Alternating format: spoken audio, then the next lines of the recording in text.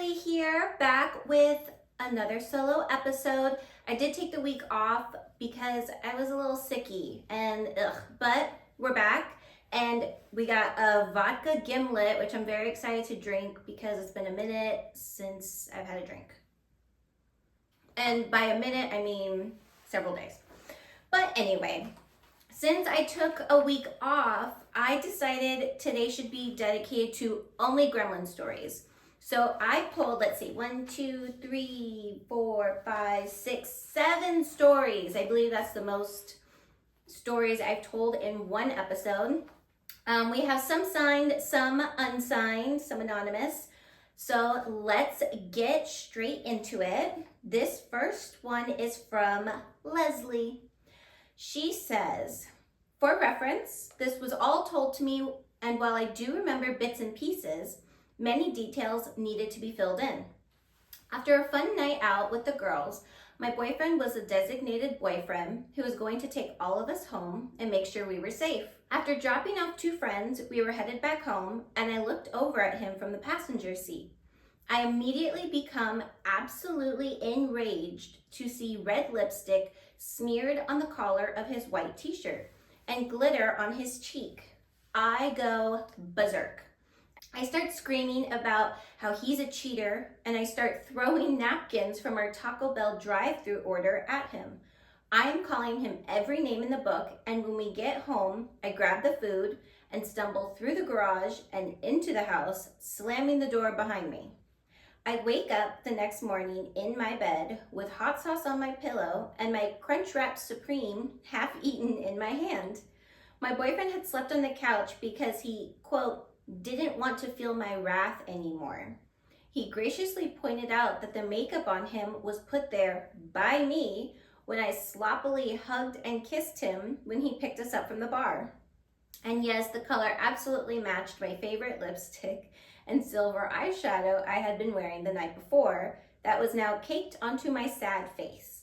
Luckily, he wasn't too offended by my rant, and we are still together. Thank you for creating a space where we can all go to feel a little less embarrassed about our gremlin activities. Leslie. Aw, yeah, I don't know if I've ever done this, but it would be pretty easy to tell what lipstick would be on him because I wear a very distinct color because I mix 2 colors together. So if it's anything other than that color, cheetah. But good thing that he was very gracious about not giving you too much shit for your craziness, but you know, what can we do? All right, the next one is unsigned. Anonymous says, this story happened a few weeks ago on my birthday. I went out with 3 friends bar hopping in our downtown area. Around midnight, we decided to call it a night and head back to my place, so we ordered an Uber. When he arrived, we all piled into his car with me taking the window seat. The ride was only going to be 15 minutes, but halfway through the ride, I started to feel queasy. I rolled the window down to be able to breathe in the fresh air, and luckily that helped a bit. We finally arrived at the destination, and I bolted out of the car and onto the grass and began projectile vomiting all over the grass and sidewalk. My friends just stared at me in horror. Luckily, the Uber driver had napkins in his car and gave them to me to wipe my mouth with. He thanked me for not doing that in his car, and my friends helped me inside. After the incident, I did feel much better though, and we ordered some late night munchies in our pajamas. I was fortunate enough to not get any of my new clothes ruined, and all in all, it was a pretty successful night. Anonymous. Okay, this has never happened to me, but I did have a friend. We went out to dinner, and then we went to go see a movie, and the movie theater that I love going to, it's a dine-in, it's an AMC dine-in, and they serve food and drinks, and we took advantage of the drinks. I also do believe we had a water bottle filled with vodka because gremlin activities. So we Ubered, obviously, because no one was okay enough to drive, and I was sitting in the front seat, and I had 2 people in the back seat, and she had, that's why I think we had the water bottle. She had a water bottle in her lap, and the Uber driver starts nudging me, and he's like pointing at her, and I turn around and she's trying to throw up in the narrowest water bottle opening, and she made it almost all in except for it was all over her pants, and Uber driver was pissed. None of it got on his car, thank God. Like she was a little mindful to not get it all over his car. I ended up getting a terrible review on my Uber. I paid the guy cash, just even though nothing got on his seats. And yeah, I ended up having to wash those pants for her because she was like dead for days. Good times though. That was years ago. I think that was like pre-pandemic time. So it's been a while. All right, next one. Let's see. I don't know if it's signed. Let me see. Unsigned, anonymous. She says, oh, this is actually a really good one. When I read this one, I was so excited. She says, this is not my gremlin story, but I witnessed it firsthand and I think it needs to be shared. I was at a friend's bridal shower a couple of years ago. I hadn't seen the bride in a couple years, but we kept in touch through Instagram, and a mutual friend of ours was one of her bridesmaids. When I arrived, she introduced me to her bridal party, and I started catching up with the friend I knew. I had noticed a woman kind of sulking and acting weird, so I asked who that was. My friend said it was the bride's cousin, who had actually dated the groom 2 years prior to him starting to date the bride. I found it odd for her to be there, but kind of shrugged it off. As the afternoon went on, we all mingled, played the traditional games, and had some drinks. Well, the mopey girl had many more drinks than everyone else. People started noticing, and I saw a couple girls ushering her away. She then bursts out into a rage and starts shouting, "That bitch thinks she can marry my ex? She's a backstabbing whore." And now everyone is watching, and the bride is standing there, paralyzed. As they finally get the girl almost out the door, she screams, "His dick is small. Have fun with that tiny dick." The entire mood of the party shifted, of course, and ended pretty quickly after that. The wedding was a couple months later, and I did not see said cousin in attendance. It has to be one of the craziest things I've witnessed in person. Anonymous. When I read that, you have no idea. Like, look, I feel like you guys should know at this point, I am a nosy Nelly. I want to know everyone's business all the time, even if I don't know them, just because I'm that nosy. This fed my soul. I was so excited to read this.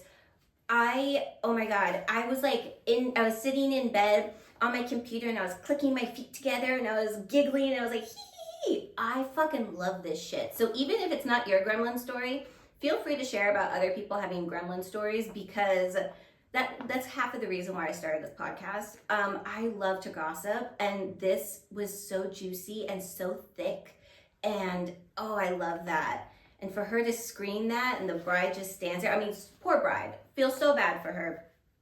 But like, I want to witness something like this in person, because it does something to me. I don't know. There's probably something wrong with me. But I wouldn't want it to happen to someone who like I care about, but I would want to see it happen. Oof. I just got all giddy again. Yeah, I love this shit. So if you have more of these kind of stories, even if they're not your own, send that shit in. I fucking love it. Oof. I feel good again. All right. Actually, that might be that sip of alcohol too. I'm gonna have another one.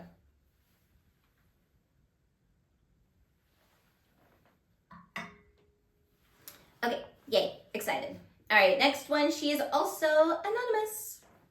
She says, one night after a fight with my toxic ex-boyfriend, I angrily left his house and went out drinking by myself. I had been to the bar before a few times and knew there was a cute bartender there that I could stare at. I texted a couple friends, but none of them were able to meet me, so I stayed there by myself at the end of the bar. The cute bartender, let's call him John, poured me several tequila sodas throughout the night, and when the bar was closing up, and I was ready to bid him farewell, he told me I could stay while he closed up. I checked my phone and saw the hundreds of missed calls and texts from my terrible boyfriend and decided to take the bartender up on his offer. Maybe not my best decision, but I definitely don't regret it. I ended up sleeping with him and spending the next day and a half with him, telling him all my problems, and he ended up being a pretty good therapist. I ended up breaking up with the toxic man, and even though I did not start dating John, I can confidently say that my gremlin night helped me move on and get out of a horrible situation. He was also fantastic in bed, so 10 out of 10 recommend. Anonymous. Look, I don't condone cheating, but there's sometimes all you need is like a good lay with a cute bartender to kind of make you forget about all your problems. And 10 out of 10 recommend. Sorry. Probably not a very PC thing to say, but oh well, what can we do? It's my podcast, I can say what I want. All right, next one is Brittany. Hey, I have a friend named Brittany. All right, she says, after a particularly crazy night at my sorority house about 15 years ago, I woke up still drunk, but with a terrible hangover. Yeah. I was desperate for water, but unfortunately did not set myself up with a water bottle the night before. I knew I would have to make the treacherous journey downstairs to quench my thirst. After gathering as much strength as I could, I stumbled towards the stairs with a blanket around my shoulder and my eyes half open. I thought I knew the layout of the entire house since I had lived there for 3 years, but alas, I did not. I misjudged when the step would begin and my foot slipped and I went tumbling down the entire flight of stairs. It was so loud, everyone came running out to see me frantically fighting with my blanket on the landing and blood gushing from my mouth. I had seriously busted my lip and my front tooth, it was basically gone, knocked out except a nub left behind. Oh God. Thankfully, my girls were so supportive and helped clean me up and ice my face until I could see the dentist the following Tuesday. Thanks, Delta Zeta. Unfortunately, this would not be the last drunken injury I received, so please let me know if you'd like other stories as well. Brittany. Okay, number one, all your drunken stories, send them in. I don't care if you send me like essays upon essays. I'll go through them and just pick at them as I go. Second, I can't believe you had to wait until Tuesday to see. I'm assuming this happened on a Sunday, like you had a crazy night, or maybe if you had a crazy night Friday, but I'm assuming you had a crazy night Saturday and it was Sunday. The fact you couldn't go until Tuesday. Oh my God. I mean, I've never knocked a tooth out or anything like that. And now that I said that, I feel like I just jinxed myself. Like as soon as I walk out of this studio, I'm going to tumble down my stairs. There's no wood around for me to knock on. All right, I'll just knock on my head. So I've never knocked out a tooth. I've fallen drunk, but oh my God, I remember I had a wisdom tooth that was really, really like impacted and it needed to come out and I had been putting it out forever, so it's my fault. But it was like terrible. I had to wait to go see an emergency dentist on a Saturday actually, so it was even more expensive. But yeah, that's terrible. You had to wait, and I'm sorry about your toothies. Your poor tooth. Yeah, that's terrible. I'm sorry, Brittany, but let me know about all your other drunken injuries because I love that shit too. I feel like we've all fallen drunk. I do remember actually, okay, I didn't bust my tooth, I busted my lip. I was leaving this pretty popular bar here in Los Angeles. I won't mention the name because I'll just kind of save that story for a different day and a different podcast episode. But I was leaving with my friend. We had closed our tabs out, called the Uber, and we were headed out. And it's not a small place. It's just like maybe kind of like narrow is what I would describe it. And there were a ton of people there. So I'm trying to like wiggle my way through. And mind you, we've been drinking for like, I don't know, hours at this point. Pre-gamed at my house, then went to the bar, had a shit ton of drinks, and it was just, it was a great night. But I'm trying to wiggle around these people, and I tripped over, I don't know if I tripped over my own feet or tripped over someone else or tripped over a chair. I don't know. I tripped and I hit the floor. And on the way down, I kind of like hit like a corner of like a table almost, but not, it wasn't like a corner, it was just like a side, and everything's like pretty cushioned. But either way, I like hit myself, and I got up and my lip was like busted and I was bleeding everywhere. Like it seemed like it was more catastrophic than it was because of the blood. And my friend, she was like looking at my teeth, and my teeth were fine. I didn't chip them, thank God, again. And we are trying to leave, and the security is like telling us that they're gonna call the cops on us, as if like I was bleeding because I got into like this like massive fight and was throwing punches and something. I just tripped over my own 2 feet, and they were acting like I was like creating like a bar brawl. It was wild. And I was like, we were like, we're going to our Uber, and they're like, we're gonna call the police. And in my head, I'm like, I'm drunk, oh my God, I'm gonna get arrested. I've never been arrested before. So I was freaking out, and we got into the Uber and everything was fine. But haven't been back to that bar since, which it's a fun bar, but the fact that they made such a fucking stink over me being drunk when I'm there. First of all, I was there, bought a bunch of drinks, gave you a ton of money, and I know the owners, and they are big drunks themselves, so I'm sure that they've fallen many a time in that place. Again, I won't name the bar. You guys can use your imagination, and those who know me, you know who I'm talking about. All right, the next one is from Matilda. Matilda says, over this past Christmas break, I decided to go back home for the first time in 10 years. I've been living in the UK, and the plane fare is expensive. Anyway, so my second night back home, I decided to meet up with a hometown friend at our local bar and shoot the shit. We are having a great time talking about our crazy high school days. We were kind of delinquents for a minute, and tossing back shots of tequila. After a while, the bartender comes up to me and says, you look really familiar. Did you go to blank high school? I say yes. I graduated in 2009, and she happily says, hey, that's the same year my sister graduated. I asked her who her sister was, and then she tells me her name. And what came over me next can only be explained as word vomit and tequila brain.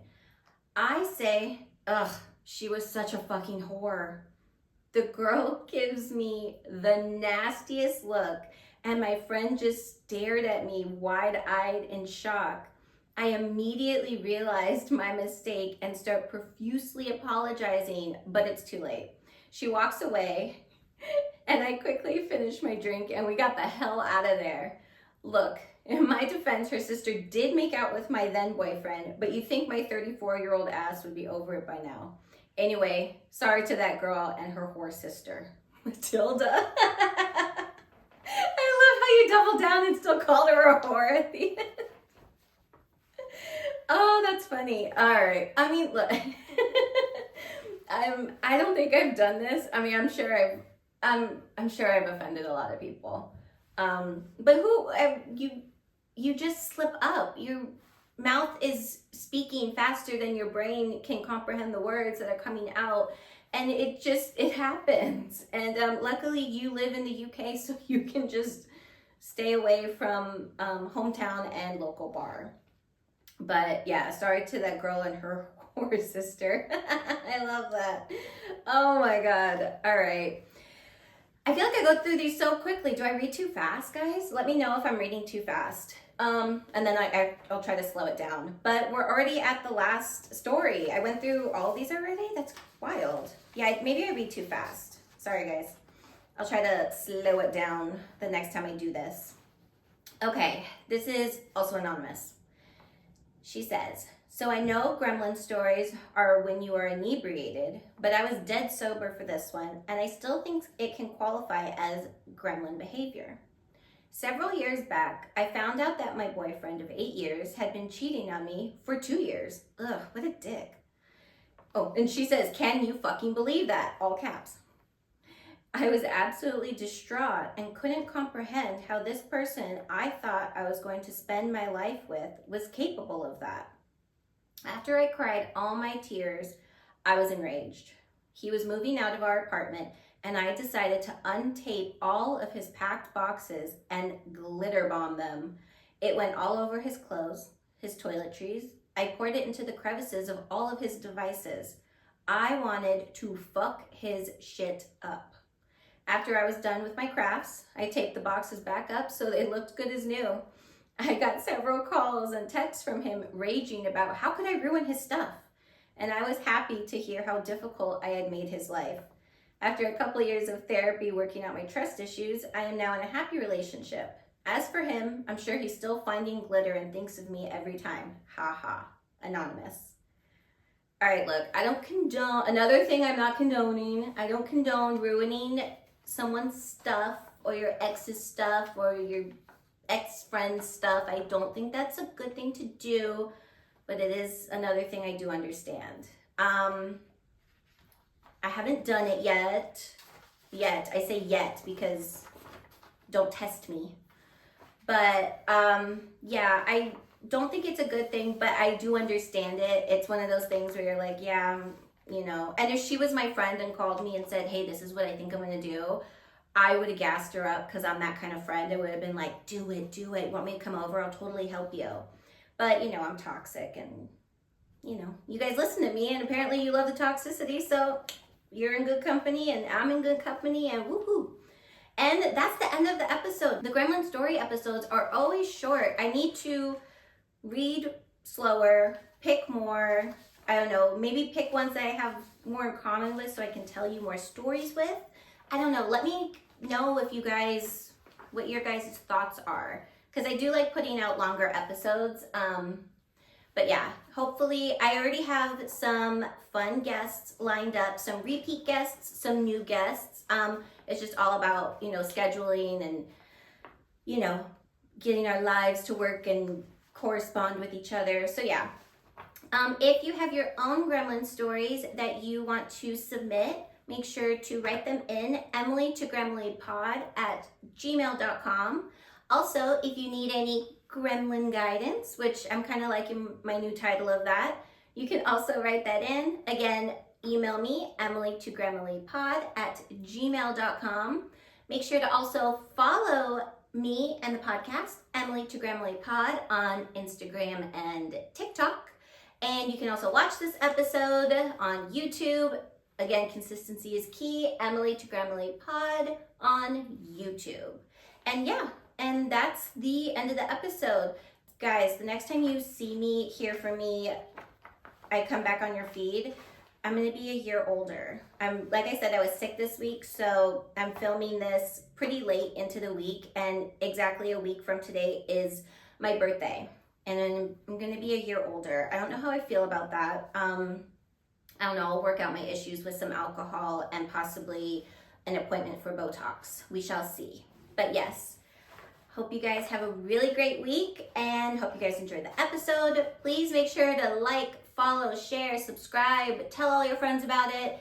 Write in your gremlin stories, write in your gremlin advice. And yeah, let's cheers out with my vodka gimlet, which I barely drank. So I'm going to chug this and cry about my rapid aging. Cheersies. Bye.